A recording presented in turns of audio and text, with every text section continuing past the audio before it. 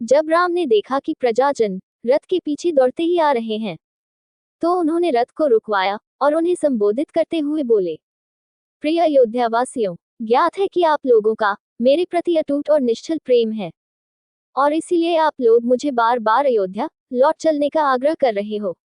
यद्यपि आपके इस प्रेम को टालना मेरे लिए अत्यंत कठिन है, किंतु मैं आप लोगों से आग्रह करता हूँ कि आप लोग मेरी विवशता को समझने का प्रयास करें।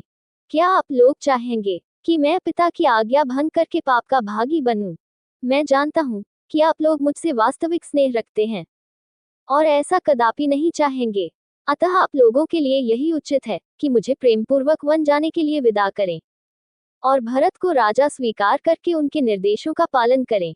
और भी अनेकों प्रकार से नगरवासियों को समझा बुझाकर राम ने सुमंत से पुनः रथ को आगे बढ़ाने का अनुरोध किया।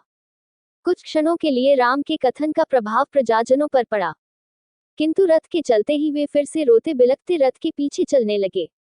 वे राम लक्ष्मण के प्रेम की डोर में इतना अधिक बंधे थे कि चाहकर भी राम के द्वारा दिए गए उपदेशों और निर्देशों को क्रियान्वित नहीं कर पा रहे थे और विवश होकर बरबस रथ के पीछे चले जा रहे थे।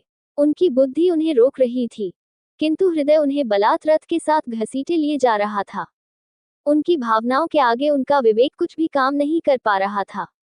अपनी बातों का उन पर कुछ भी प्रभाव न पड़ते देखकर राम ने सुमंत से रथ को और तेज चलाने की आज्ञा दी और रथ की गति तेज हो गई। किंतु भावाभिभूत प्रजाजनों की भीड़ फिर भी रथ के पीछे दौड़ी ही जा रही थी।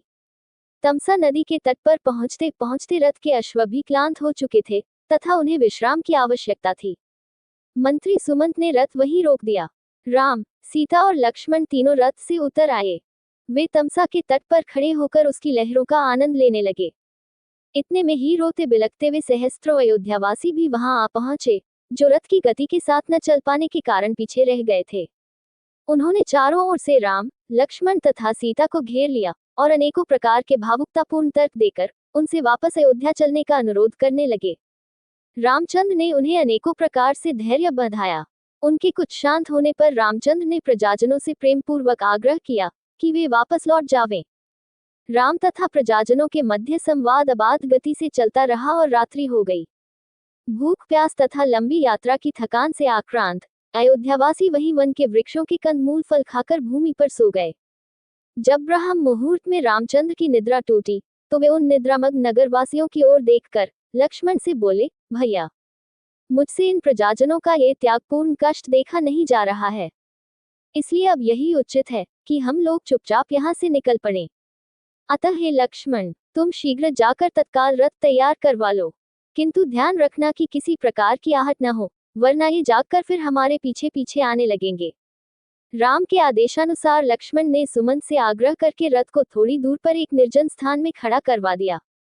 पुरवासियों को आभास तक नहीं मिला कि कब वे रथ में सवार होकर तपोवन की ओर निकल गए। अयोध्या वासियों की निद्रा भंग होने पर वे सब उन्हें ढूंढने लगे और रथ की लीक के पीछे पीछे बहुत दूर तक गए।